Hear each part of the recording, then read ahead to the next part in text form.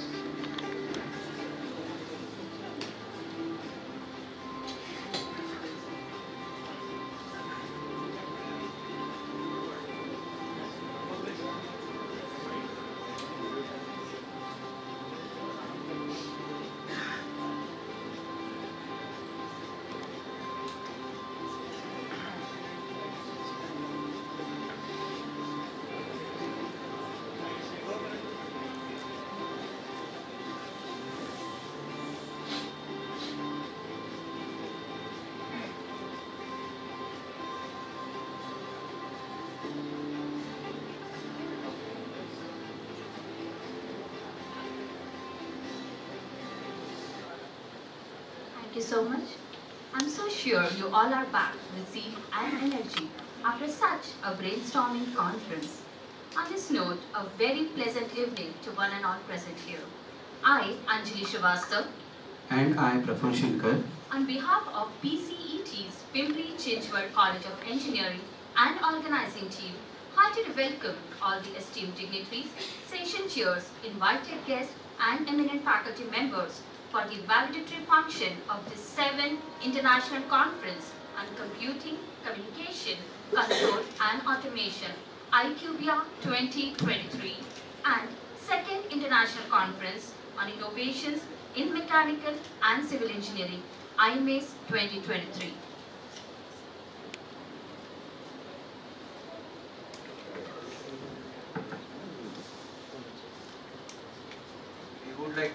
We would like to take an opportunity to thank our sponsors who are the backbone of this technical journey. We would like to present our gratitude to our platinum sponsor, Capgemini and Henkel Adhesive Technology Pune. Our advisory sponsors, Sri Enterprise, Majors Rajesh Construction, SK Enterprise, ACN Technology, Adik Resorts, technical co-sponsors, IEEE Pune Section, IEEE Signal Processing Society, SAE India Western Section, Indian Society for Technical Education, and Savitribai Phule Pune University. To grace this occasion, we have with us our Honorable Chief Guest of the event, Dr.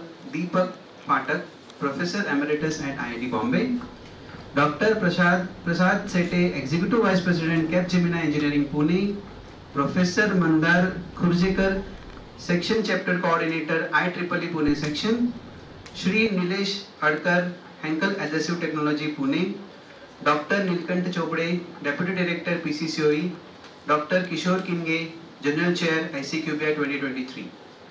Now I request all the dignitaries to be on the dais.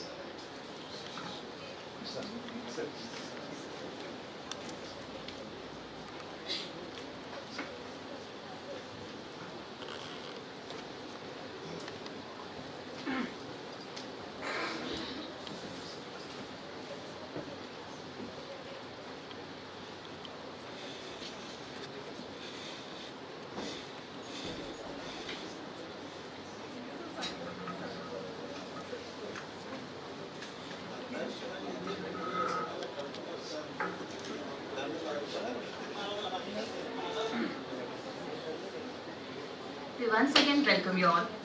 The motive behind this conference was to bring together various researchers and technocrats from academia and industry to network and have scientific discussions on the latest advancements in the closely linked domains of engineering.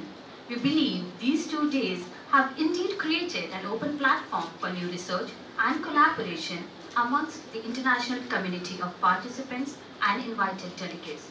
To elaborate more on the distinct findings of Iccubea, I now call upon Dr. Rajesh Ursule. Can we have you here, sir?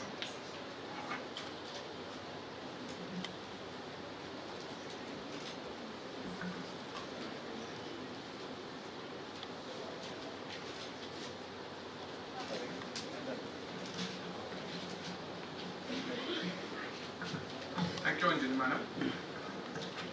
Good evening all research scholars, eminent personalities, distinguished guests and all the participants of the conference.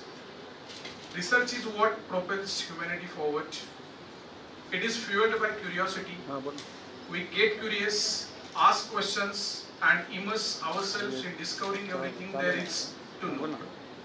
On behalf of PCET's Pimpri Chinchwad College of Engineering, Pune, and the organizing team of the conference, I, Dr. Rajesh Ursule, Technical Program Chair of 7th International Conference on Computing, Communication, Control and Automation, is honored and delighted to discuss the remarkable findings and insights of the conference Iccubea 2023.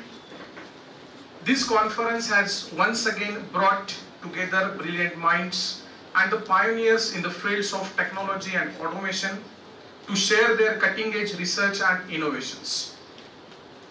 Throughout the conference, we witnessed an array of thought-provoking discussions, enlightening presentations, and the groundbreaking research that have collectively pushed the boundaries of our understanding in these interconnected domains from computing to communication, control, and automation. This event has been a true testament to human ingenuity and the collaboration. The Iccubea 2023 conference stands as a resounding success marked by the accomplishment of numerous significant milestones over its duration. Some noteworthy achievements that deserves highlights, it includes 1. A total 1,142 research papers were submitted from esteemed institutions and the industries around the world. Out of that, 350 papers have been accepted for the presentation and subsequent inclusion in the conference proceedings. An impressive contingent of 463 reviewers diligently contributed their expertise to access and review these research papers. The spectrum of accepted papers is truly diverse, hailing from prestigious institutes such as NITs, deemed universities, public universities, regional colleges, not only from India but abroad also. Breaking down the geographical distribution of the accepted papers, we observe that 191 of them originate from Maharashtra, while the remaining 153 papers hail from the parts of India. These encompass a broad range of the states including Gujarat, Madhya Pradesh, UP, MP, Punjab, Odisha, Kerala, Tamil Nadu and among others. Additionally, the conference has had the privilege of receiving 14 international papers representing countries such as USA, Uzbekistan, Bangladesh, Sri Lanka and Saudi Arabia. One of the highlights of the conference lies in the captivating range of topics covered by the submitted papers. In the ever-evolving landscape of modern technology, subjects such as cognitive computing, deep learning, machine learning, robotic control and automation have emerged as a focal points of the discussion. This congregation of research papers has undeniably provided a fertile ground for the exchange of the knowledge and the exploration of research ideas. It is with the immense optimism that we anticipate these insights to pave the way of collaborative endeavors in forthcoming research initiatives. Particularly noteworthy is the tremendous response garnered by the cognitive computing and machine learning tracks, boosting an impressive count of 246 research papers are submitted. Iccubea 2023 has garnered technical co-sponsorship from IEEE Pune section, and all presented papers is slated for publication within the esteemed IEEE Explore Digital Library. As a testament to its significance, this library ranks among the top 5 research databases and holds Scopus indexing, ensuring heightened visibility and impact for the research presented. Through its 13 distinct tracks and the 56 sessions, the conference has extended an invaluable opportunity to engage in contemplative reflections concerning global developments. Notably, these tracks have spanned a wide spectrum of research trends, providing diverse perspective on the current state of affairs within the world of research. We are delighted to have had the privilege of hosting a distinguished lineup of plenary and keynote speakers whose insightful contributions have undoubtedly enriched the experience of all the participants. Over the course of these 2 days, we have been treated to a plethora of captivating and valuable presentations. It is my firm belief that this gathering has not only facilitated the exchange of knowledge but also provided a platform for the sharing of invaluable experiences and the lessons. In essence, Iccubea 2023 stands a testament to the dynamic exchange of ideas, the proliferation of cutting-edge research, and the fostering of collaboration across a myriad of disciplines. This conference has undoubtedly enriched the collective intellectual landscape, fueling aspirations for even greater achievements in the realms of computing, communication, control, and automation. However, while celebrating these remarkable achievements, we must also acknowledge the challenges that lie ahead. As technology evolves at an unprecedented pace, ethical considerations, data security, and the potential impact on the workforce must remain central to our discussions and the decisions. I hold a strong conviction that the takeaways from this conference will serve to deepen our reflections and invigorate our research endeavors in the days to come. It is with immense satisfaction that I note how our delegates were exposed to diverse facets within the realm of computing, communication, control, and automation. As we move forward, I extend my heartfelt wishes for an abundance of energy, enthusiasm, mutual trust, and the determination, all of which will undoubtedly propel us toward a future of immense promise. In a closing, I extend my sincere gratitude for the tremendous contribution made, and I eagerly anticipate the prospect of welcoming you all once again for the Iccubea 2024. Thank you.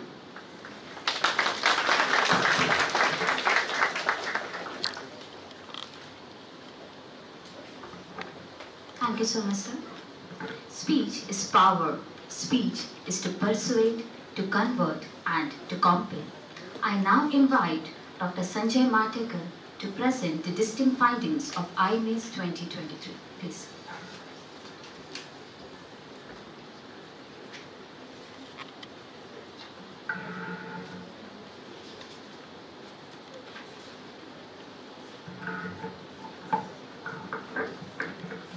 Good evening.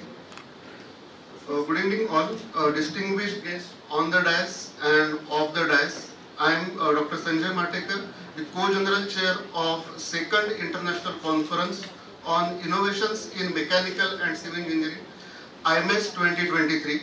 I am here to present the distinct findings of IMACE 2023. This is the 2nd International Conference we are hosting in collaboration for Mechanical and Civil Engineering.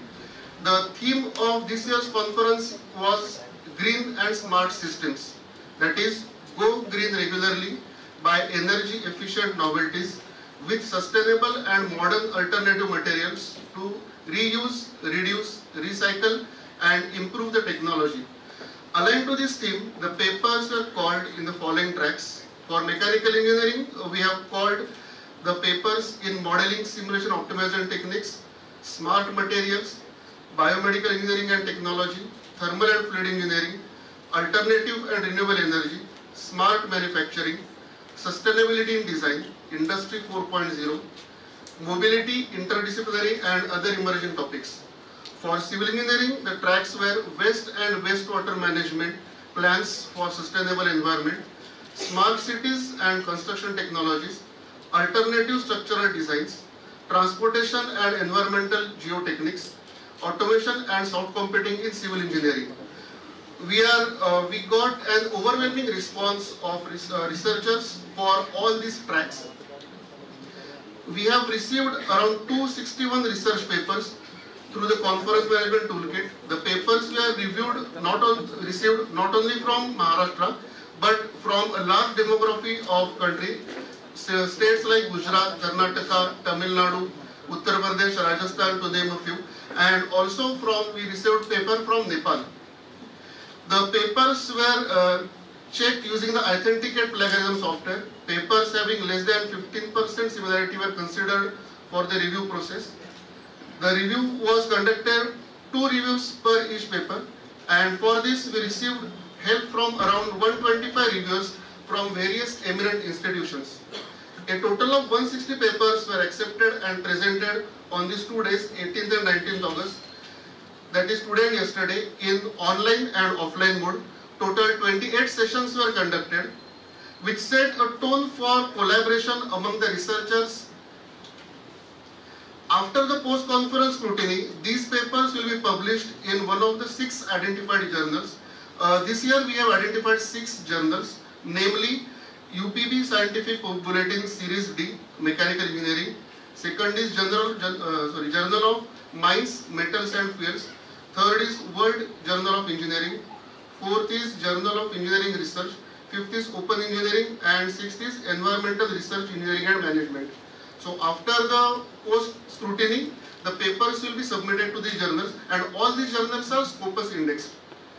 During the conference, a plenary session was delivered on 18th by Dr. Manoj Kare, Head of Department ESEG Group, SIDAC Pune, on the topic Applications of Geotechnical in Civil Engineering. Also, 2 keynote addresses were delivered. First keynote address was by Dr. Basavaraj Pathare, Chief Engineer PWD Nanded, on effect of addition of multi-walled carbon nanotubes by varying its percentage in concrete with different water in cement ratios. And the second keynote address was by Dr. Santosh Hosmane, Professor IIT Indore, on surface processing of metallic materials, the recent trends on control material losses. These have enlightened the gathering, the culmination of faculties, the researchers and the reviewers. We are grateful to our platinum sponsor Henkel Adhesives Technology India Private Limited. A team of 5 experts from Henkel have conducted expert training sessions on product reliability improvement using adhesive technologies. Around 500 plus students attended these expert training sessions spanning over 2 days, where they gained hands-on experience in various adhesive technologies. It was an enriching experience for the students and the faculty both. So with this, I would like to conclude my discussion. Thank you.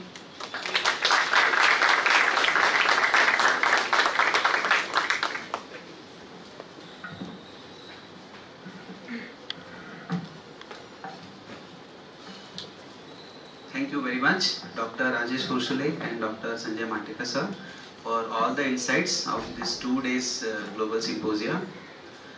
It's official time to investigate, invite and welcome our guest.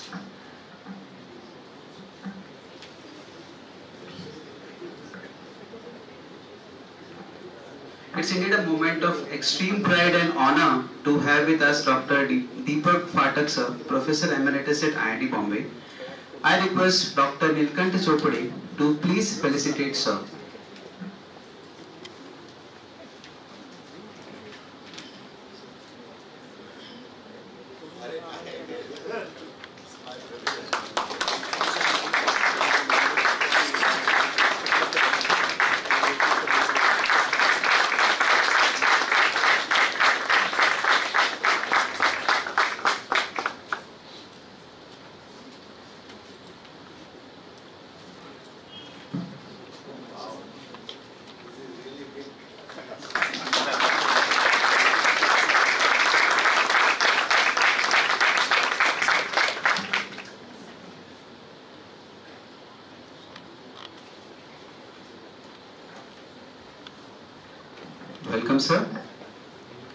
I now call upon Dr. Rajesh Fursule to felicitate Dr. Prasad Sete sir, Executive Vice President, Capgemini, Pune.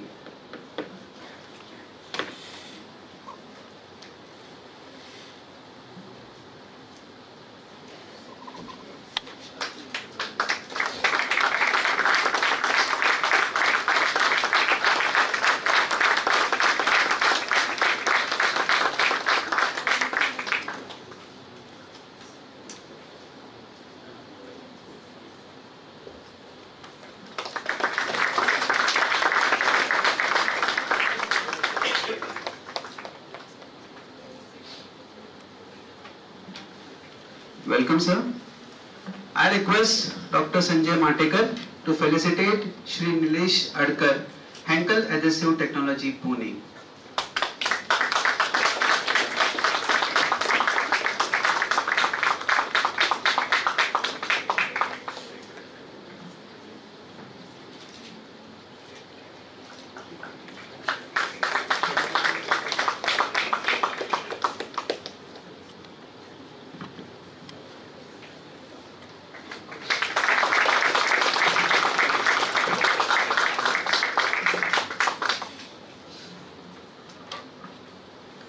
Welcome, sir.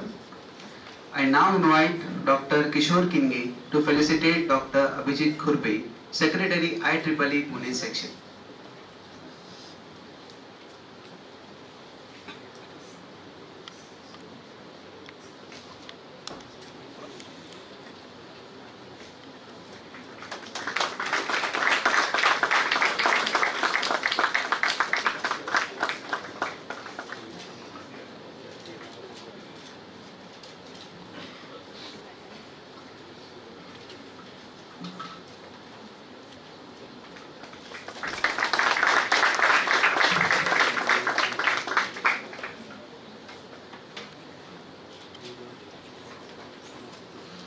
Welcome, sir. I request Dr. Santosh Sambare to felicitate Professor Mandar Khurjekar, Section Chapter Coordinator, IEEE Pune Section.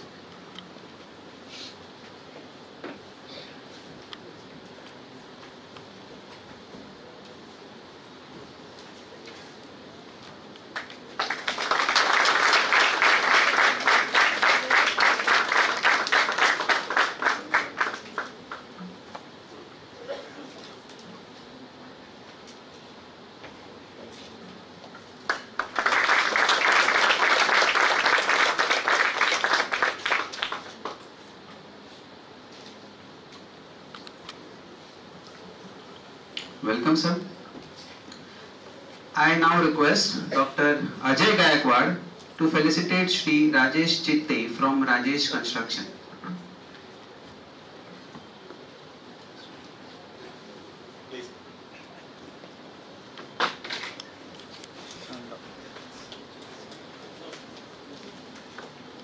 Thanks for supporting, sir. In addition, all the buildings over here.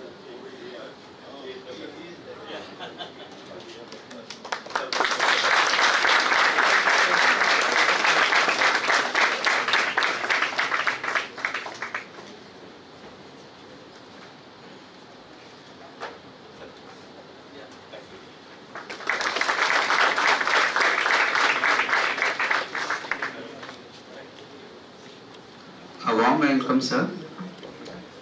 The unthankful heart discover no mercies, but the thankful heart will find in every hour some heavenly blessings. With this note, I would like to call upon our external session chair, Dr. Manjur Ali Balia. He is doctorate in the domain of transportation. He has rightly come through Gujarat to make this event possible. Please, sir, and please guide us with your feedback.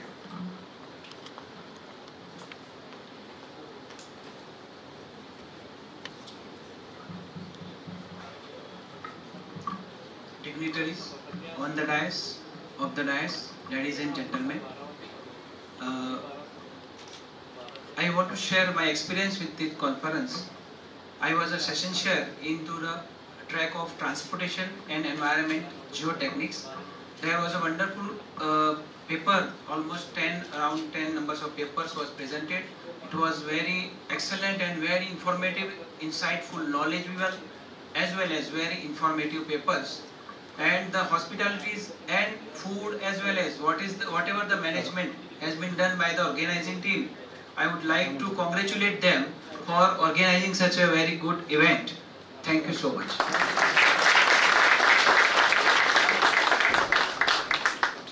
Thank you, Balya sir.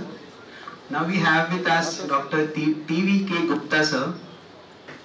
Sir, please share your feedback.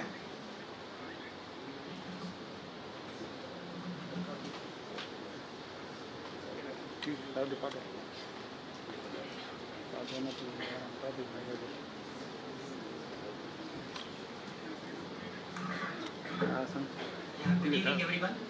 My name is T.V.K. Gupta. I came from VNIT Nagpur, and it's not the first time, this is second time I am coming. The only difference which I have seen from 22 to 23, it's almost 1 year, August 26th if I remember last time I came, the quality of papers have increased and it can be enhanced much better. That is what the suggestion also I have given in the whatever is the session chair which I have given, and I hope 2024 also you will invite me also. So there I should see on a much bigger platform where we should have some international speakers also on the campus actually. And it's a very good campus. In fact, I told Dr. Narendra Deve I want to come. So because it's not because of the conference, but I like the ambience of the institute actually. And today, maybe after the first session, I visited your undergraduate clubs. We don't have so many clubs in the institute. We have only one club, which is more of team velocity. But there are 10 different clubs, but there is a lot of vibrations which I have seen. And I told them that they will be coming October to VNIT. I told that I will host all of you in my home, at least for a dinner. I told this to them. So, with these few words, I wish you all the best, all the organizing committee, and especially Dr. Narendra Deve. Thank you.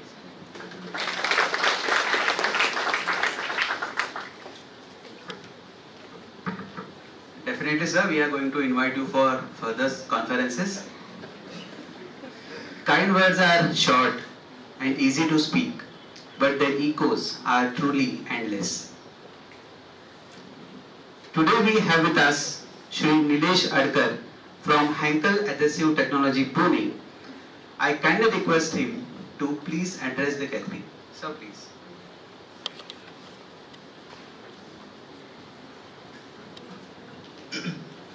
So, dignitary on the dais, very congratulations to the both team for successful organization of the event. So let's have a big round of applause for yourself.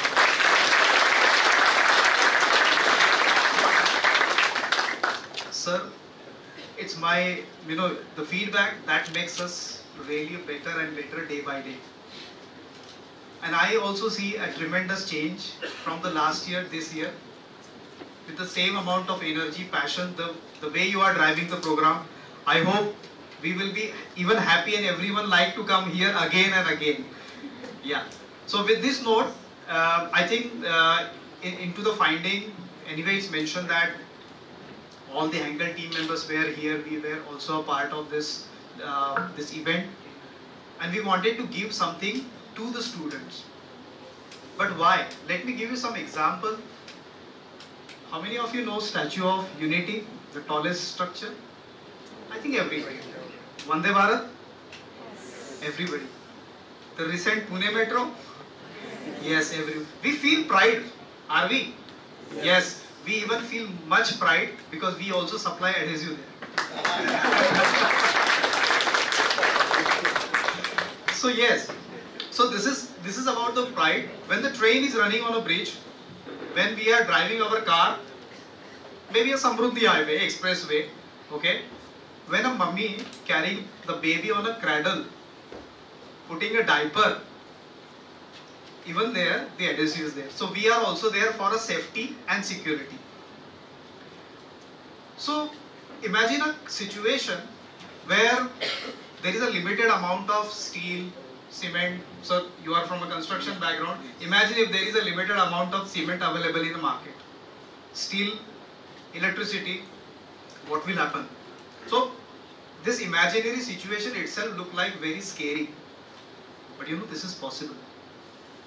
Because our external world is a simple equation of demand and supply. And the supply can be affected if a tiny machine can stop. And our adhesive keep the machine running throughout in the plant so that we are ensuring the uninterrupted supply. Why I am feeling proud? Because we are contributing not just to the business, but at the same time we are giving our all the know-how to the industry professional. Before going into the core subject, I also really wanted to thank PCCOE, because sir, this is a very noble initiative. Henkel is a German-based company. And I am proud to say, whatever we are doing, we are just doing in a PCCOE. The reason again is the same, the people and the passion, because although we are an adhesive supplier company, but you are keeping us bonded. with your initiative, with your passion, let's do it more. And that's why I guess we all are here and give all our best for this. Now, this year, we also done a adhesive bonding workshop for exclusively for a student, because I gave an example. We are surrounded by a plenty of application, and all these applications requires an adhesive. When we go to the industry, so we are, I think in the session finding, sir, you mentioned anyway about the industry 4.0, sustainability. These are the big mission next to the entire world, and we can be the ambassador. You know, there can be a tiny part to it, but yes, each one of us can contribute. And from adhesive point of view, I would definitely say there are a plenty of information available in the form of know-how, and that exactly we wanted to give back to the student. Now, when we say we are a leading company in terms of adhesives and the sealants in the market, so I mentioned, sir, the one example of a Spider-Man. Big power comes responsibility also. So this is also our responsibility to give back a society this know-how, and that's exactly a reason now the entire know-how is coupled in the form of a book, which is available free. And this know-how is not just what I know. This is the scientists, the chemists, the engineers across the globe in a Henkel. They put in the form of a book, and this book is now available for a PCCOE students so that they can make the innovations. So I guess this is something. I'll not take it, make it a lengthy speech, because I know it's like a big event of 2 days, not less than a marriage function. we are really at the end. So I guess my appeal to entire faculty members, students, make use of this information, whichever is available. There are the QR code links are available with the staff, and make effective use of this power. And that's how, sir, you said we wanted to elevate the quality of the paper next year. I would definitely like to see, using this information, how this paper quality also can be improved for the next year session. So with this note, thank you very much. Really looking forward to it.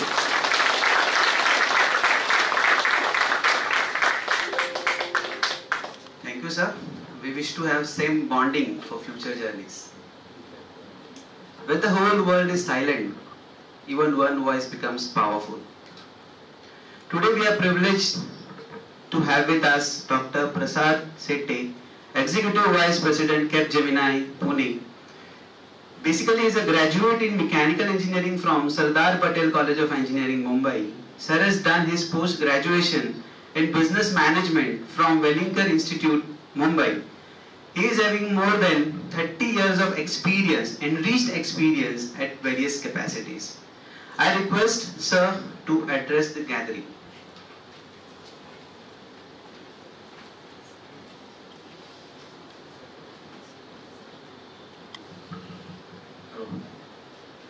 So first of all,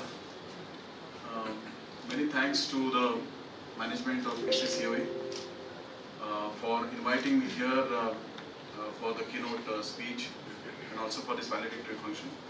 Uh, I've been associated with PCCOE for now almost 5 years. 2019 was the first appearance where we signed the first MOU on model-based system engineering, and after that 5 years I have been here multiple times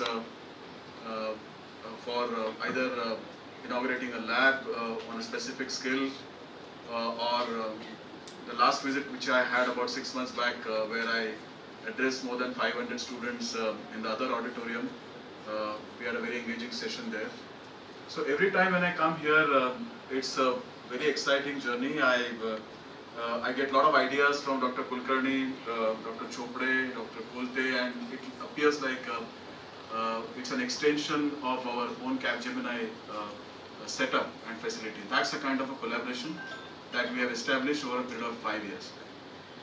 And it's not only me, there are several leaders that have visited PCCOE. All are my colleagues, all of them with more than 25-30 years of experience. All of them are legends. Somebody has worked in aerospace, somebody has worked in product lifecycle management, and some of them have worked in the medical and life sciences. And every time they come here, they talk about very exciting stories of PCCOE. And there's a lot of learning. There's a lot of collaboration that we have established over a period of time. There is a equation which has been built up, and many times the relationships are not built up through physics and maths. It's actually the chemistry that has to work, and that's what has been established over a period of time. I'm really proud to say here that about 4 months back, we were chasing a deal in life sciences. This was a startup in North America, something similar to the COVID vaccination. I can't disclose few things here because it's still at the initial development stage. But somewhere they found out that we are the leaders in the life sciences space, and we are doing a lot of work which is really on the cutting edge technologies. And they said that, we want to understand your ecosystem. Right?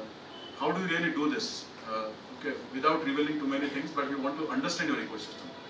I understand that you have people who have the skills, but then I understand that you have also doctors on the panels, you are tied up with the hospitals. Then we came back and we said that, look, there's one more element in this ecosystem where we are going to take you and you experience that. And that one more element was the academy. And we spent, our customers, a delegation of 7 people came here, and they spent half a day here in PCCOE. There are several faculty members and senior faculty members who spent time with our customer, and also the students. They saw the lab, and then they were extremely impressed by what they saw here.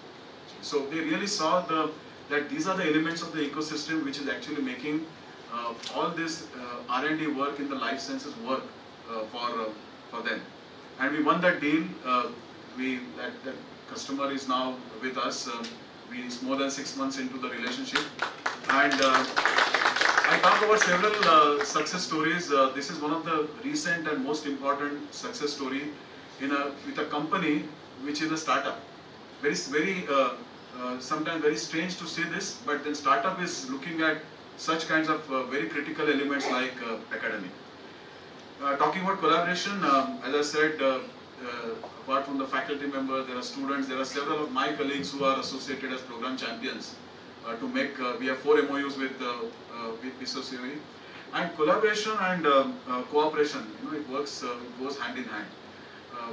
If you have to pick up an example of 1983 World Cup, when Kapil Dev won the finals, a lot of people say that we won because West Indies played badly, but that's not true. If you really look at, nobody had put up stakes on India, but every member of that 11-member team really collaborated and cooperated to the best of their abilities, the best of their strengths. And that is where we have to ensure that we have to come together. Both this, last year also I was here and we were the platinum sponsor. This year also we participated. The quality of research that we have seen has really gone phenomenally up. When we talk to the students here, the kind of energy, the enthusiasm, the commitment that they are able to really show is phenomenally impressive. And that's primarily because of the kind of mentoring that is being done by all the faculty members of PCCOE.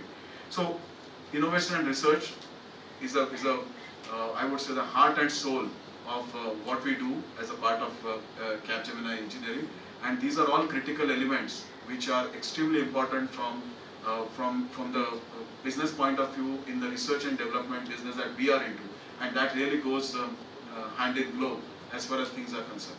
Right? I will give an example. When we talk about innovation, I think about a year back we were talking to a customer, and they were trying to look at a product which is a scanner, MRI scanner. Now typically what happens is when there is a brain stroke, typically the patient is carried in an ambulance, and then from the ambulance when it goes to the hospital in about 30, 40, 50 minutes time frame, then the patient is admitted to the hospital, and then the doctors diagnose him, and then he's taken to an ICU. Now when the problem came to us that this is a critical time of whatever that from the time the brain stroke comes in till the time the person actually gets admitted into the hospital and an ICU. And it could be 30 minutes, it could be 40 minutes, it could be 1 hour also. How do we really ensure that that critical time is not wasted? That was a problem statement that came to us. And the solution was very simple. And this particular idea came from a 2-year experienced person whom we have picked up from the college with a biomedical background. And they said that, look, and the final solution that came out, I'll just explain to you. So when the patient gets a brain stroke, the moment that person gets into the ambulance, imagine a situation that there's a helmet which goes around your head. That helmet actually acts as a scanner. All the vitals of the brain are scanned from there through the wireless technology, through IoT. All those scanning images, they are uploaded onto the server of the hospital where you are going to go, because the GPS tells you that this is the closest hospital that you have. The ambulance is connected to the closest hospitals. The doctors in the hospital, by the time the patient is in the transit, they go through the scans and they decide that what is the kind of a treatment that the patient is going to have. By the time the patient goes to the hospital, the line of treatment is already decided. The patient goes to the ICU, the doctors immediately start treating. So within that 30-40 minutes of time frame, we are actually utilizing that time to do the initial investigation through the imaging, through the scanning, through IoT and through the 5G technology. This was the solution which we built up. Today that MRI scanner, which looks like a helmet, is already there with as a prototype. It has been already handed over to our customer. I think in a few months time frame it will be there in the marketplace. That's talking about the innovation. That's talking about saving the life of a patient, and that is what is touching the lives of people. So innovation is an integral part of it, and I saw both the reports that were the research papers and the research reports that came out, and the overall numbers have gone up, and I think India is leading the way. As I mentioned, there are so many innovations that we are able to do, and that's possible because of the conferences like this, where you are actually giving the opportunity for people to come here, present their research papers, and also ensure that it goes to the next stage. So I think it's a phenomenal event.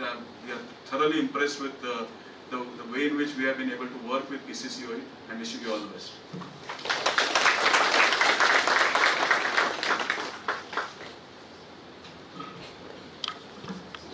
Thank you very much, sir, for your support and appreciation.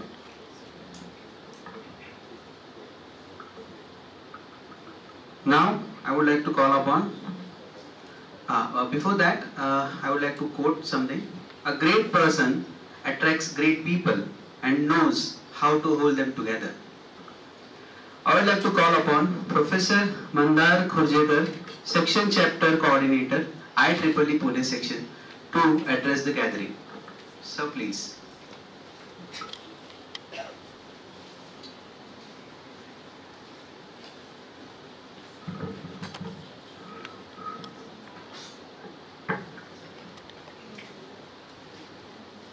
Respected Dr. Pathak and all the dignitaries in the audience, my friends, some of them found out that I met them about 10 years ago. Life is like that. Now, I'll be very, very brief to tell you something about the Pune section. Some of you might know it, some of you might find it useful, and the students definitely should know about the Pune section. Pune section was established as a subsection initially in 2003, became a full section because initially it was under Bombay section, then we became full section in 2010, October 2010. At present, our total member strength is 1700 plus. Amongst that, the students are 1400 and rest are full members. We have got senior members, that is 134. Total student branches, who are IEEE student branches as we call it, is 25. We have got 5 life members. And to tell you few more things, there are totally 39 societies under IEEE. Out of that, we have got 2 councils and 19 society chapters. That makes 21. And using that facility, some are merged, like 3 societies a chapter, 2 societies a chapter. So I got a 15 society chapters. I am chairing Instrumentation and Measurement Society as on today. I am also working to coordinate all the chapters under Pune section. I also work for the new idea that came up from Dr. Saifur Rahman, IEEE President, that is Tri-Engineering. And I am getting response from one of your colleagues, Dr. Harpale, and she will be conducting that workshop. I will just brief about Tri-Engineering activity that is assigned to Pune section. We have to go to school and choose students between 8th standard to 10th standard, that age group, and talk to them about a topic, that is engineering topic, technology topic or science topic in Marathi, and try to find out how much interest they will develop in going to take science, engineering, technology. So we have completed 4 projects, 4 Tri-Engineering events. The 5th and 6th will be taken up by PCCOA shortly by this month end. That's one more thing. Flagship events of Pune section is Eureka, as we call it. It is education Reka related to delivering the latest technology to the students in villages, rural areas and semi-urban areas. And this activity started under the Pune section in Pune area. Now it has grown to a nationwide. That will be coming up in 2023. Then our flagship conference, 6th event, will be taking place at College of Engineering Pune this time in December 2023, because December we have fixed as a flagship conference for PuneCon. It's an IEEE PuneCon conference. So with all these things, let me say that you try to join IEEE, and not only IEEE, take a membership of a society, then only your effective contribution will be there. The same thing is for the students also. I conclude by saying that there are 6 societies, 6 student chapters. I am giving an example. I am a chair of I&M society, and that chapter is under me at present.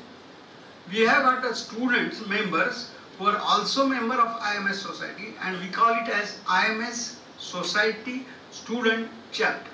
Similarly, there are 4 or 5 societies under for that. So think about this. PCCOE should think of one such chapter and be more active. and this conference was excellent. It was very good organized. I congratulate them on behalf of IEEE Pune section. Thank you.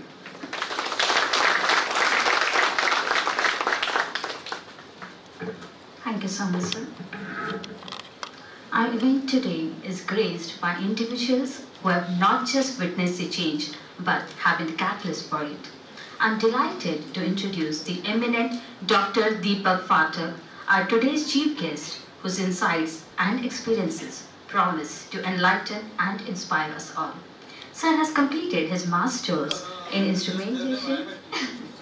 Perfect, please, sir. Please join me in inviting Sir on dais, please, sir.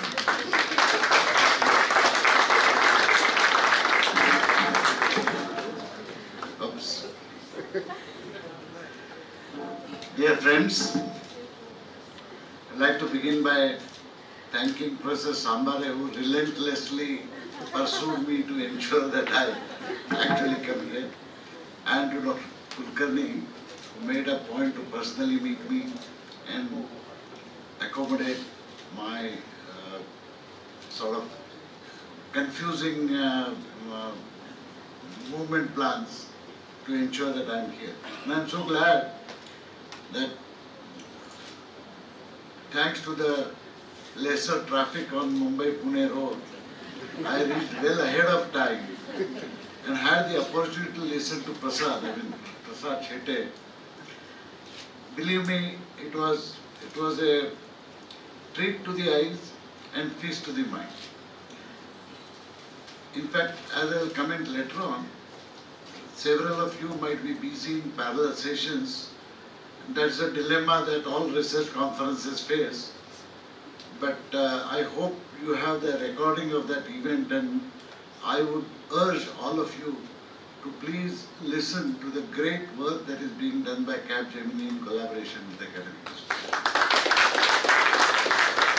Of course, if that was a feast, then meeting Mandar and Mandar Pujekar was like a sweet dish after the feast. I met him after a long time. I am going to speak about three things with you today. The first is the notion of research and education. The second is the essence which has been amply demonstrated through all activities of this conference, namely that most of the problems these days are multidisciplinary in nature, and their solutions necessarily require a large amount of collaboration and teamwork across from people across disciplines. And the third point that I wish to make briefly there has nothing to do with any one of these. I have titled it as "There are only 24 hours in a day." So first, research and education to my mind are actually two sides of the coin of knowledge. I think the human society has blundered greatly by separating out education and research. So somehow if you are studying an undergraduate course, you are doing education. If you are doing master's course, you are doing part education, and when you write a dissertation, you are doing research. And when you are doing PhD, you are doing research. That means the undergraduate students should have absolutely nothing to do with research, and the researchers must not at all be involved in education. How stupid can we be? And we carry on like this. You see, we talk about research and PhD synonymously. What is PhD? PhD is not just a degree. It's actually a mindset. And what does that mindset represent? It represents ability to analyze and synthesize. It represents ability to establish things rigorously. So rigor is important. It represents human ability to articulate well. It represents perseverance, because when you fail, you don't give up. It represents innovation and innovative solution building.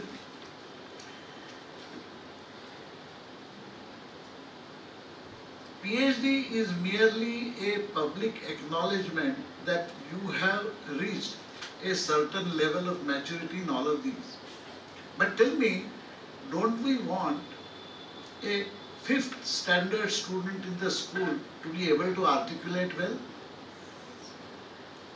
Don't we want a first year, second year student to be able to carry out analysis and to be able to conduct experiments properly?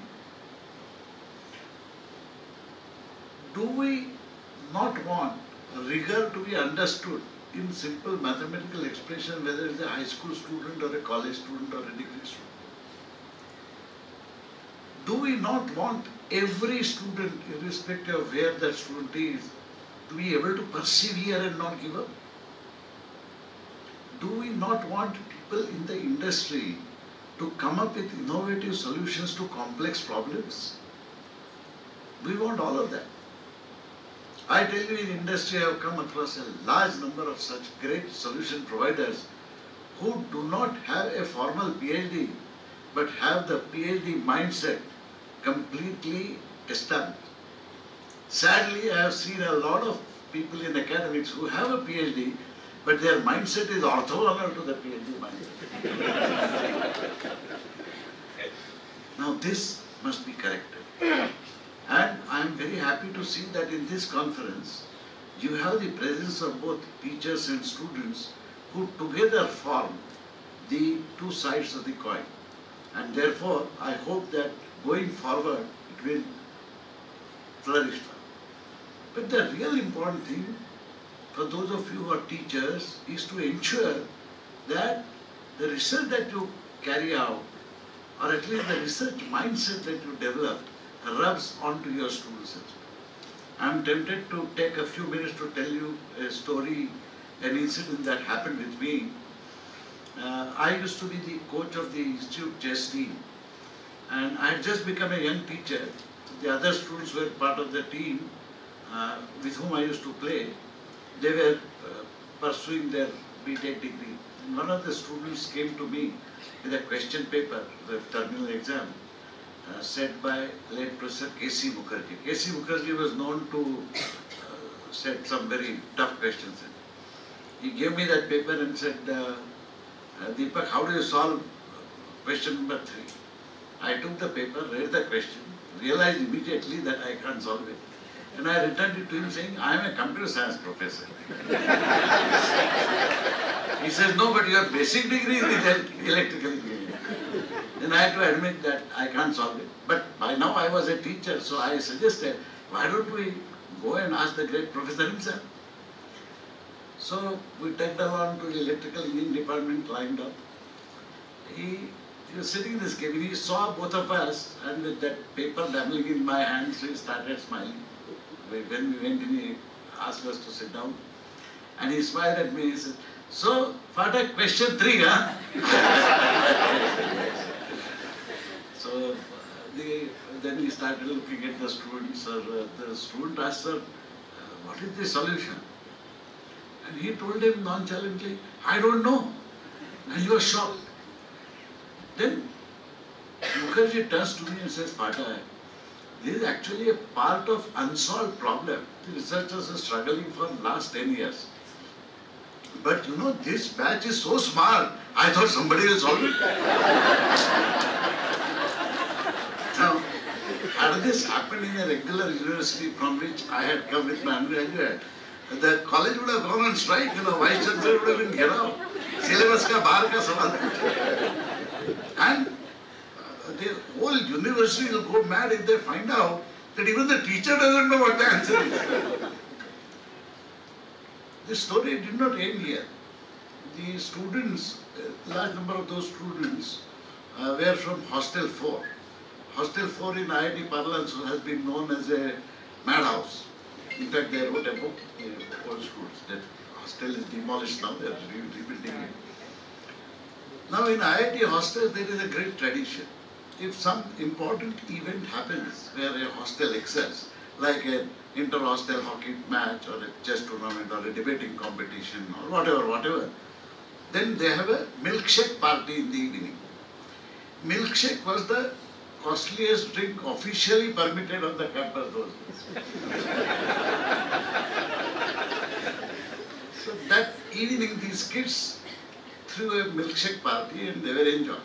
Group of the general secretary happened to walk in and he says, milkshake party, kya hua?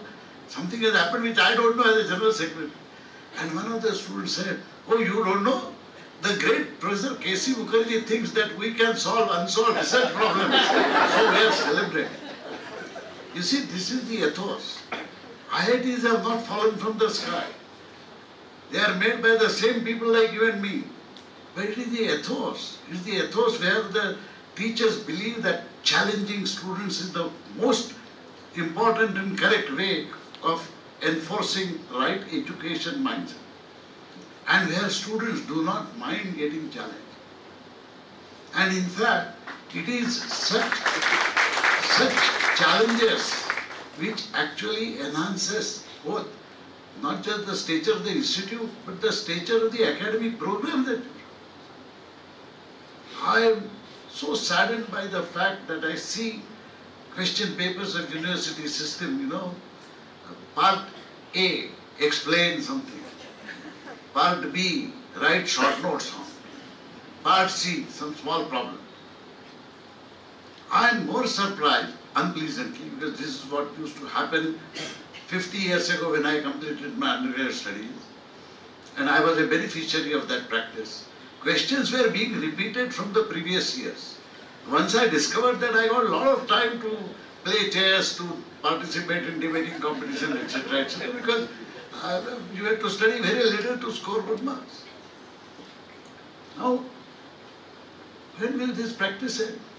Again, I mean, sorry to mention this again about the IIT system, but my first brush in the IIT system was with a question paper, which the teacher announced that it's an open book exam.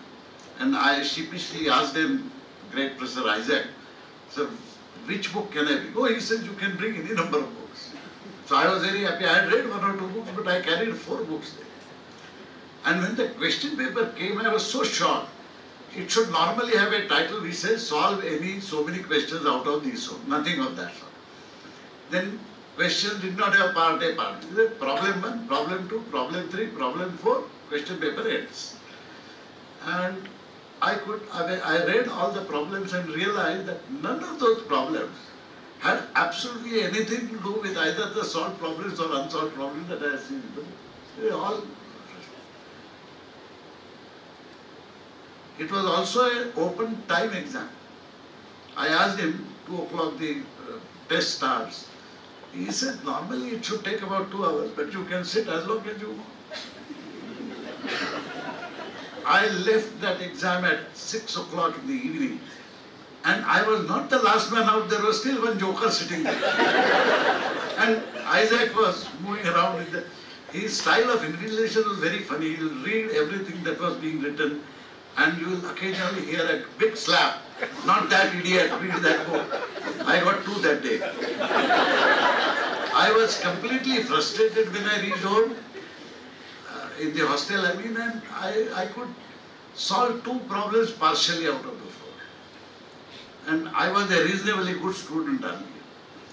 But later on when I reflected, I realized that in those 4 hours I learned far more than what would I have learned in a full semester.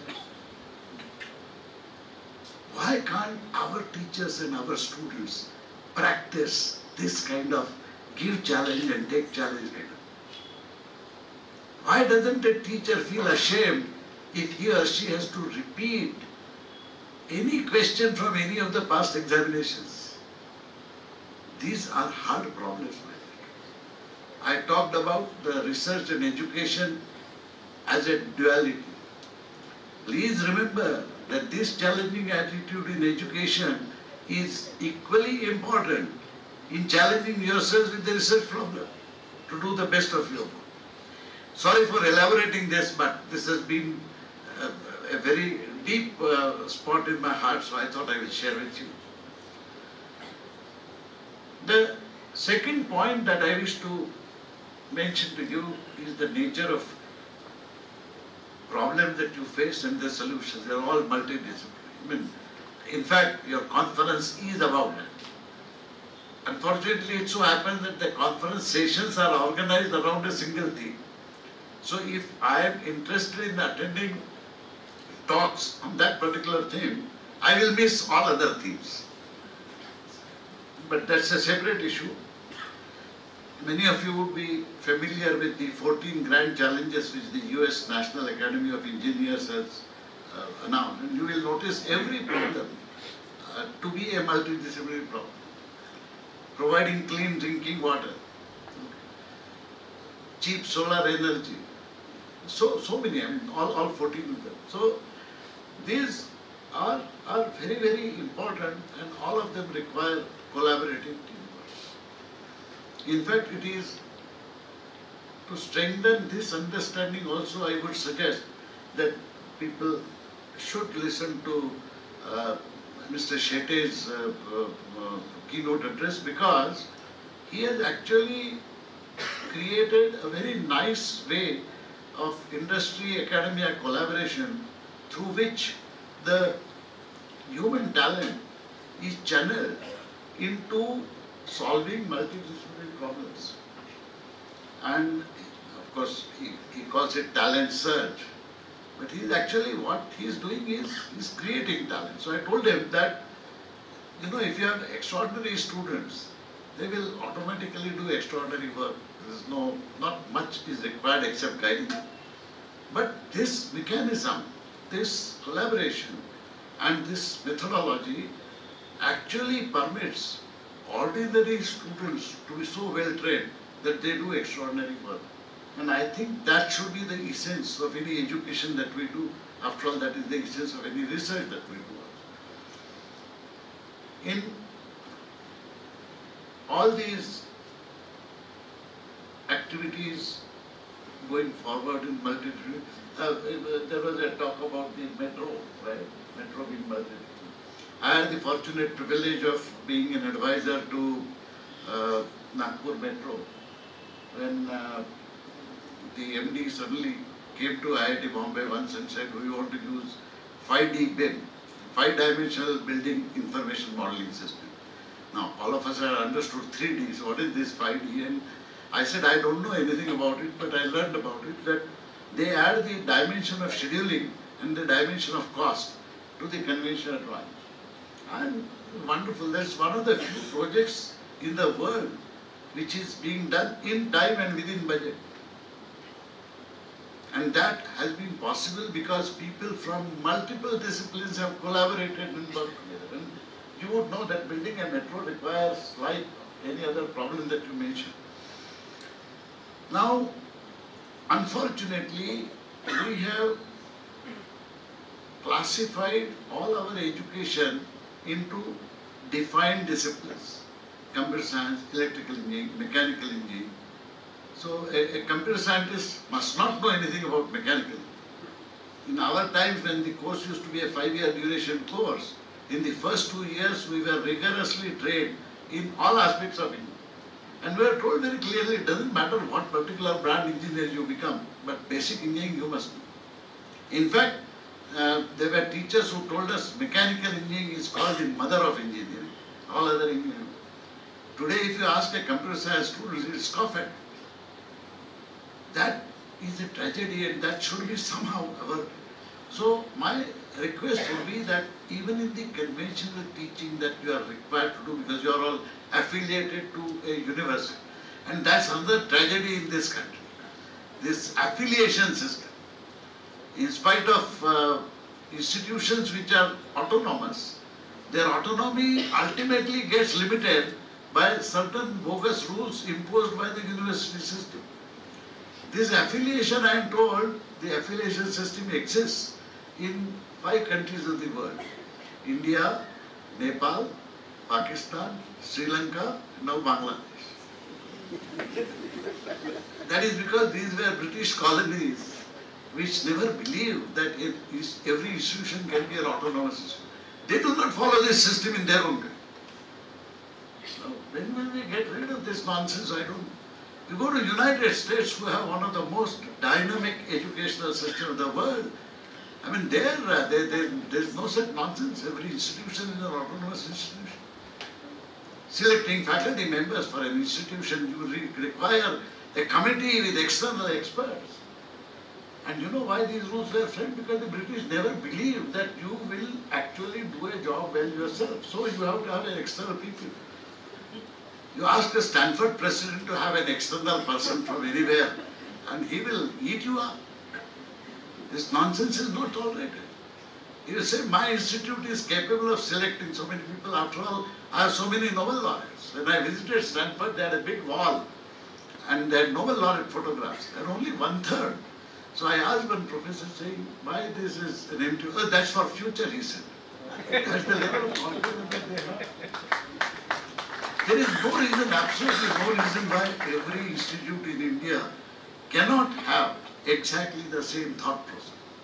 Now some institutions which are maturing and which are bold enough to say we are, they are being grudgingly given the so-called autonomy, which is a nonsensical autonomy. I think the true autonomy means that I give my own.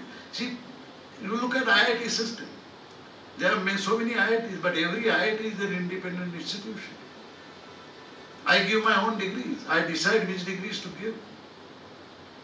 A teacher in my institution decides what to teach. What he teaches is the syllabus. What he sets is the exam. And what grades he gives are the final grades. And no questions asked.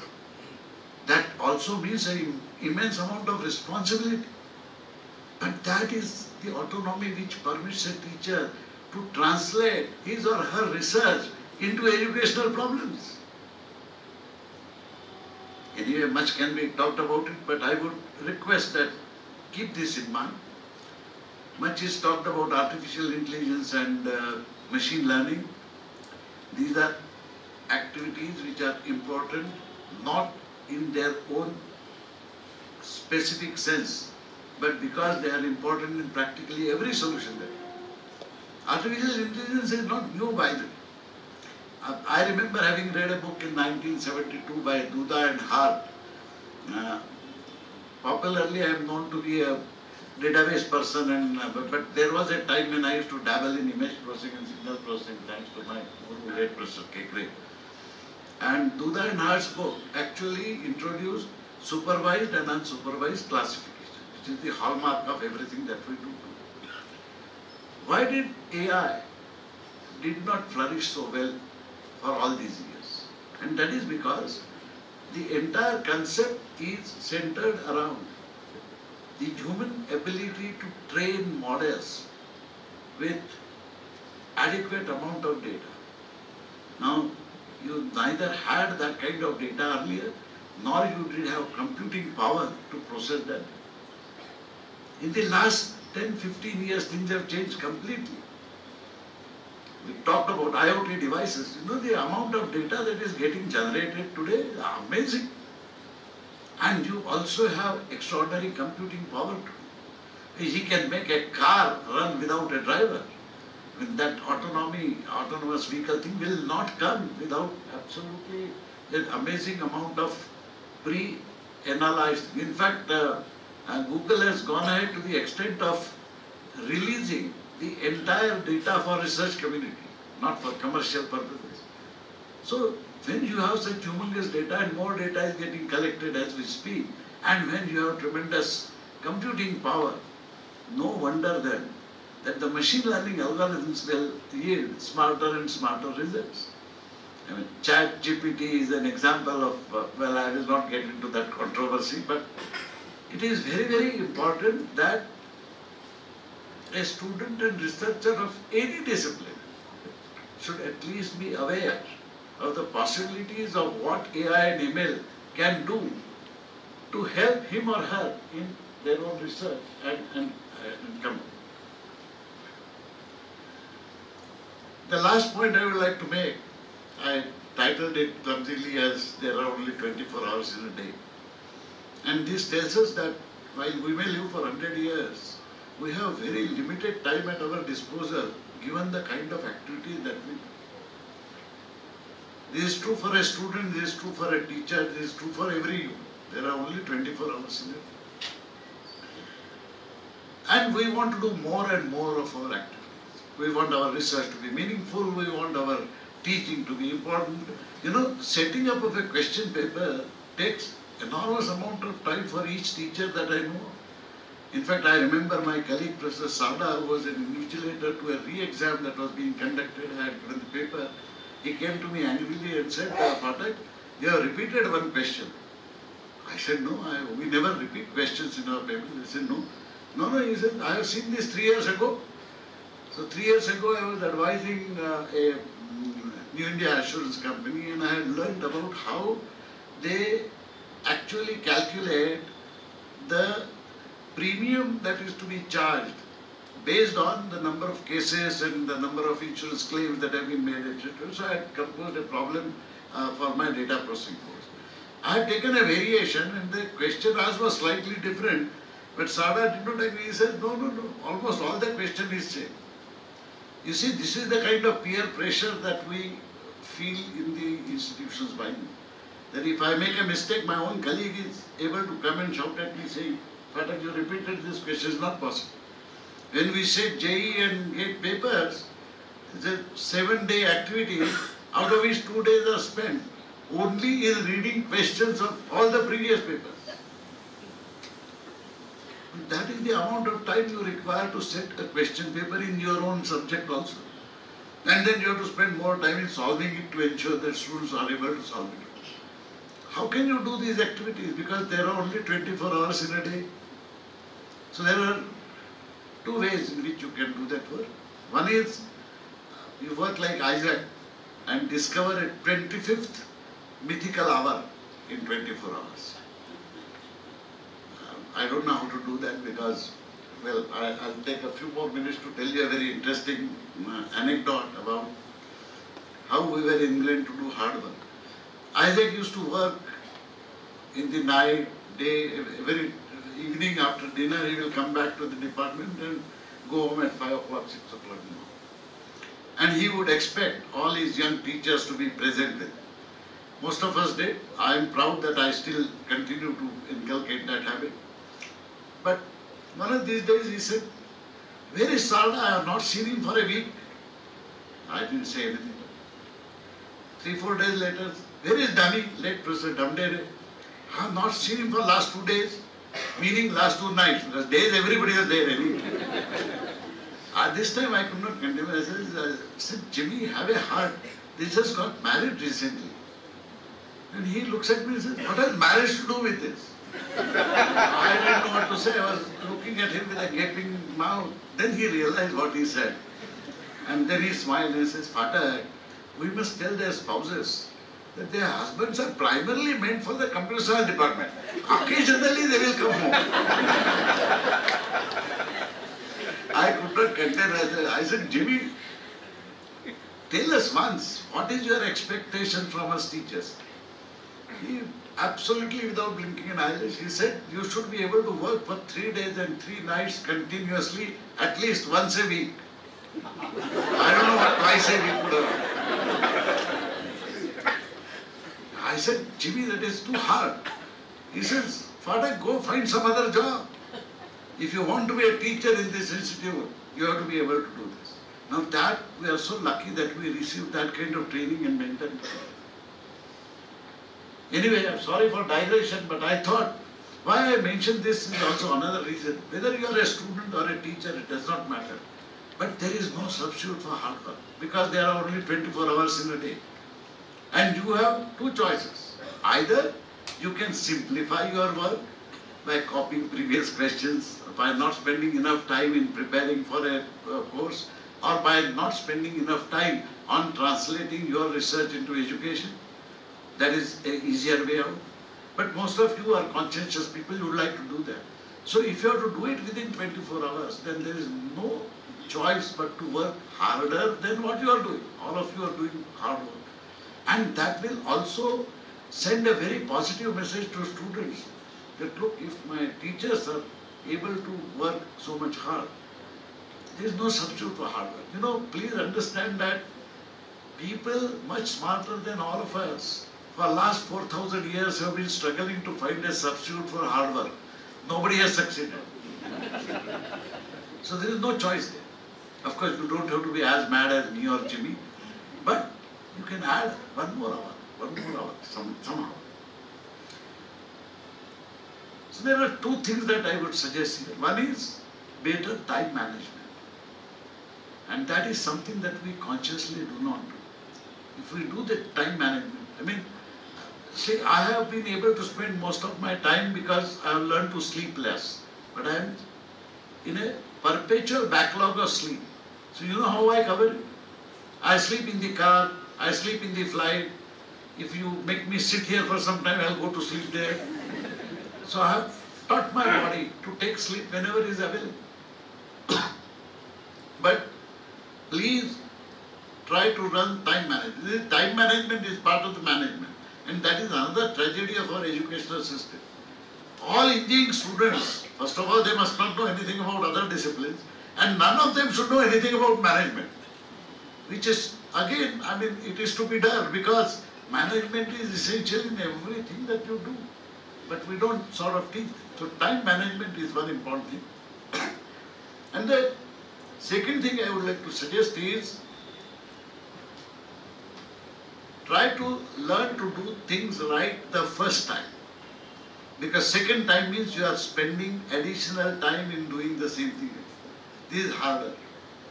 But believe me, if you practice it, you can actually accomplish. And that will save a lot of time. So these are the two things that I would like to say. In conclusion, I would only like to repeat what I heard Professor Suresh Goswami saying yesterday in your inaugural function when he was being introduced. He walked up and said, no, I am a student of science and still learning. He did not just show his humility because he is a great accomplished researcher, but it showed his conviction that what he is a student of science and he is still learning. I hope and believe that all of us should remember this fundamental fact of life.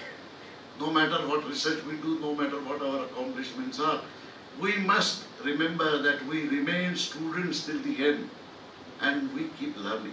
That's the only way you can accomplish both good education and good research. Thank you very much.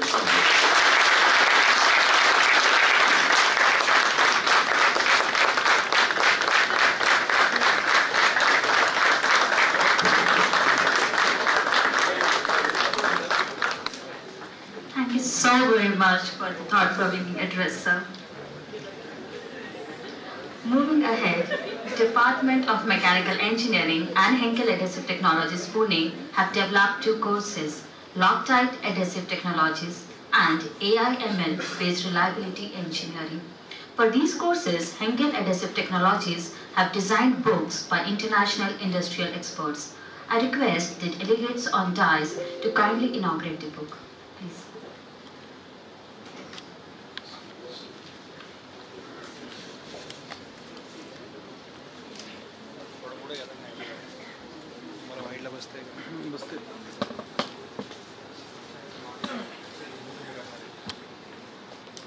अरे ते projector बंद कर रहा projector बंद कर मानो projector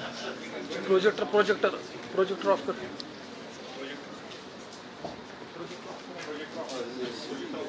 येते ना मामा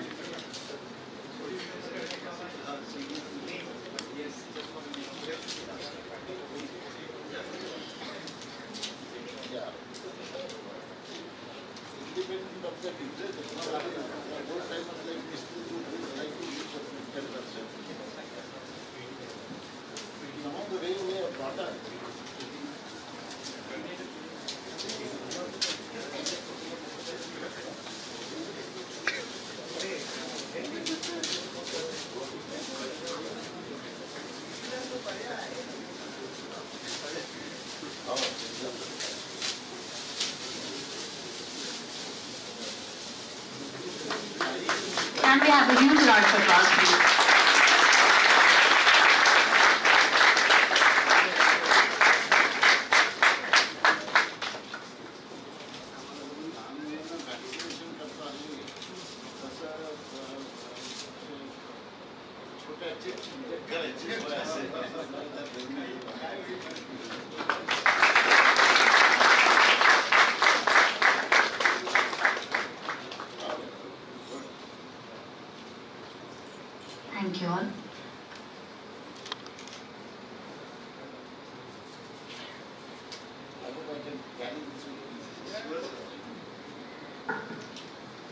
Moving ahead, I now fervently invite Dr. Nilkant Chopre, Deputy Director PCCUE, for further announcements of the conference. Please.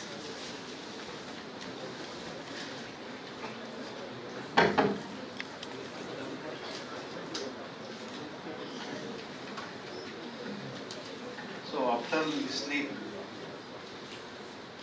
a very special and encouraging,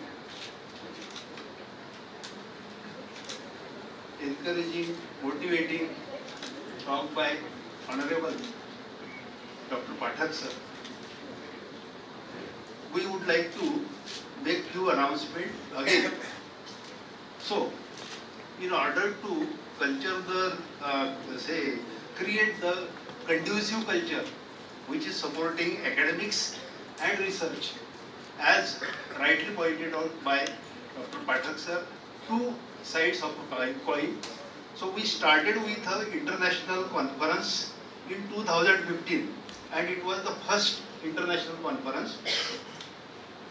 Then successively we conduct, this is the 7th international conference, Iccubea, and from last year it was the IMS 22 and this is IMS 23. Now to keep the wheel rotating and again to ensure the qualitative outcome again as expected by the experts as well as the speakers. So we want to now transfer this baton for 8th International Conference on Computing, Communication and Control 2024 and 3rd International Conference Innovations in Mechanical and Civil Engineering 24. So I would like to call General Chair for 8th Iccubea 2024, Dr. Roshni Raut, and General Chair for 3rd IMS 24, Dr. Praveen Kale.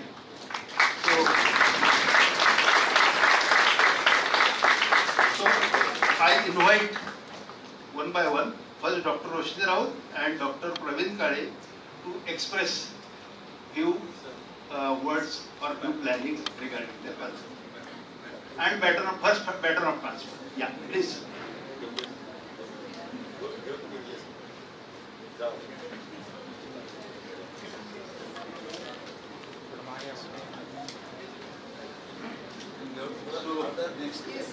Dr. Kishore Kinge, current General Chair, is now transferring the baton to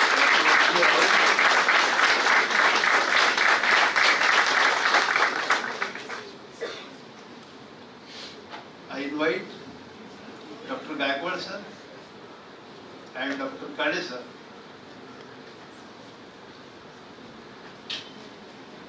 Dr. Gaikwad is transferring the baton to Dr. Kade.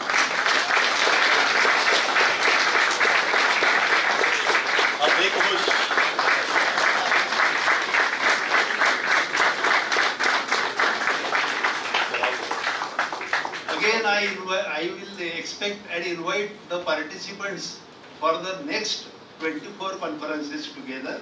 And as suggested by Pathak sir, we will again ensure the quality improvement in the contents as well as the outcomes of the conference. So I invite Dr. Roshni Raut to present her views for the next conference. After her, Dr. Gaikwad sir. Thank you.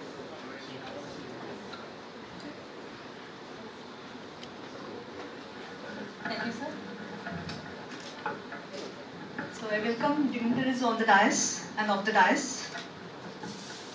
So I am truly honored and privileged as the incoming General Chair of the esteemed 8th Iccubea Conference 2024.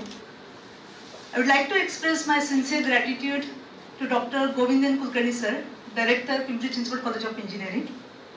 My heartfelt gratitude to Dr. Kishore Kinge sir, General Chair of Iccubea 2023, for his exceptional leadership and dedication in steering the Iccubea 2023 to success.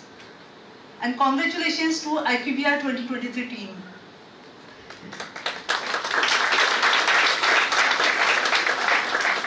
So as we know, since the last 7 years, the IEEE Iccubea Conference platform is playing a crucial role in fostering collaborations, driving innovations, and promoting knowledge exchange globally.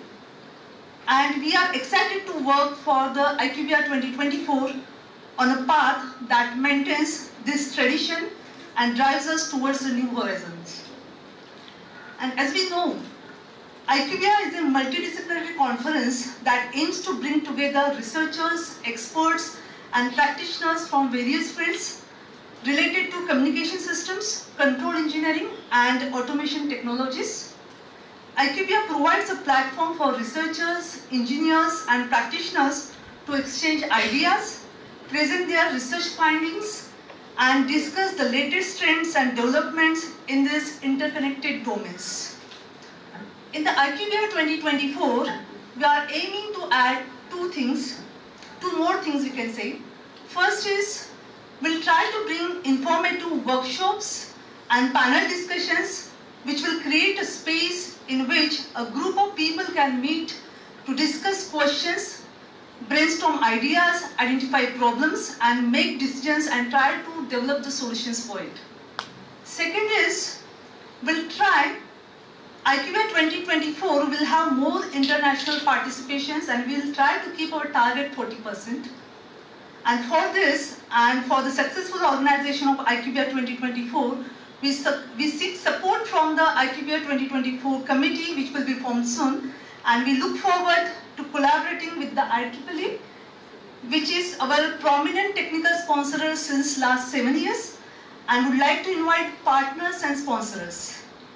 I'd like to thank Pimpri-Chinchwad College of Engineering Management, Director Dr. Govindan Kulkarni sir, General Chair Iccubea 2023, Dr. Kishore Kinge sir, for trusting me with the responsibility. And I must say that an international conference or the meetings of this magnitude cannot see its success without you all. So we sincerely extend an invitation for your active participation in our technical partner, as a technical partner, and look forward to welcome you in Iccubea 2024. Thank you all.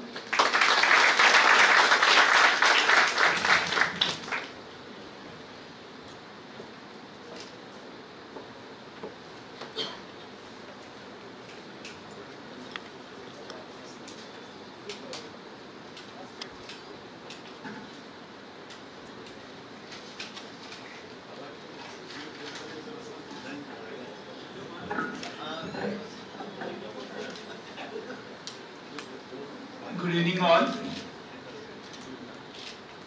First of all, I would like to express my gratitude to Dr. G.N. Kulkarni sir, Director PCCOE, for having faith in me to conduct this enormous responsibility of IMS 2024. On behalf of all my faculty, I assure that the PCCOE team will absolutely host this conference in the coming year. Now, when we arrange the conference, we should have some aim, objective. The objective is not only to publish number of papers or the documents or to brand the institute. These are not our objectives. Our objectives are different. Yes, we maintain the quality of the papers, no doubt that we are doing. But at the same time, our aim is to bring the people from different community, researchers, industrial people, from different department, from different background. They come together, and this is what the platform means. The PCCOE platform. We are providing this platform.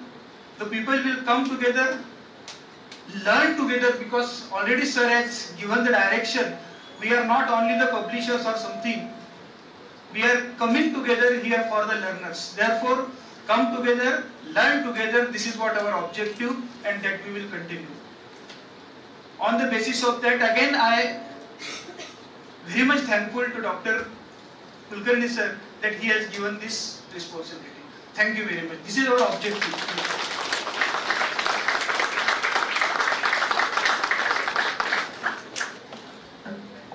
Thank you, Congratulations once again.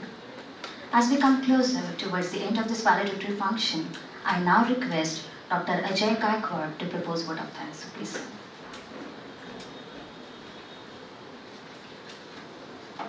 Good evening all. Yes, I know our college ends at 5 o'clock, so it is 6:30. Already we started working 1 hour more, sir. Good evening all. Dr. Ajay, ex-general, I will say ex-general chair for IMS 2023. It's a rare honor for all the colleges and institutes to have such an educational conference, that too at international level, to cater all the delegates and dignitaries who, despite of their pre-engagements and schedule, made it this international conference such a big success. The overall participations, more than 1,500 papers submitted in both the conferences. The authors, representatives from various colleges, universities itself talks about the great achievement and success. It also speaks volume about the zeal and enthusiasm of participants to learn, share and disseminate the learning. On behalf of the entire IMS 2023 and Iccubea 2023 team of PCCU family, including all the departments, I would like to express my deep gratitude to our distinguished chief guests on the dais, Dr. Deepak Pathak sir, Dr. Shetty sir, Dr. Nilesh Adkar sir, Sri Adkar sir, sorry, Dr. Abhijit Kurpe sir, Professor Mandar Kurjekar sir, Dr. Nilkant Chopde sir, my another ex-general chair, Dr. Kishore Genje sir, for being here on this auspicious and special occasion. It also welcome all the dignitaries of the dais, including our directors, sirs, all head of the departments, deans, my teaching faculty friends, staff, dear students and volunteer friends. Sir, this gathering has inspired this gathering. All of you have given such an insight on various aspects rather. I am indeed thankful to all the honored representatives in the form of plenary sessions, keynote sessions, delegates for coming over here, giving the time and supports in all the way. Your creative ideas and suggestions are worth pondering over and have widened up the scope of this topic and the international conference. I also wish to acknowledge the endeavor and the support of the entire organizing team of both the conferences, which includes of course the teachers and other staff members. My thanks is also to the Transportation Accommodation Committee. I will purposely take the names, please. Food team, registration team, stage team, presentation and track teams, publicity team, publication team, which has to work again even after for 2 more months. Advisory board at national and international level, I believe this conference was a great success. I must thank you both the head of the departments, mechanical, civil, ENTC, computer and other office bearers, and most grateful hands of director sir, Dr. Govind Kulkarni sir, Deputy Director NB Chopde sir. I express my great thankful to everyone, knowingly or unknowingly, if somebody has been left. Please bear me. Thank you very much, and I will declare that the day is over. Shall I request everyone for the Poseidon, please? Thank you very much.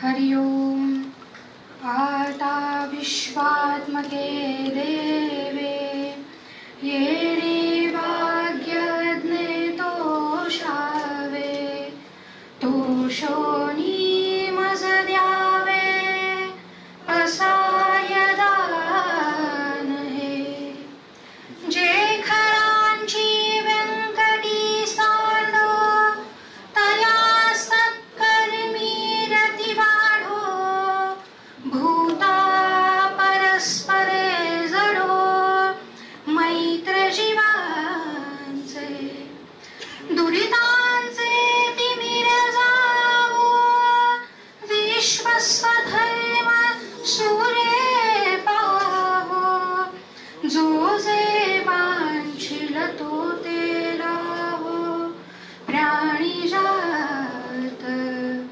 Varshat Sakala Mangali Ishvara Nishtanchi Mandiyari अनवरत भूमंडळी भेटतो भूता चला कल्पतरुंचे आरव चेतना चिंतामणीचे गाव बोलते जे अर्णव पीयूषांचे चंद्रमेचे अलांछन मार्तंड देता पहिन ते सरिवाही सदा सज्जन सोय रे होतु किंबहुना सर्व सुखी पूर्ण हो उनीतिही लोकी भजिजो आदि पुरुषी अखंडित आणि ग्रंथोपजीविये विशेषी लोकिये दृष्टा दृष्ट विजये हो आवेजी एथ म्हणे श्री विश्वेश्वराहो हा होईल दान पसाऊ येणे वरे ज्ञान देवो सुखिया झाला सुखिया झाला सुखिया झाला ओम शांती शांती शांती.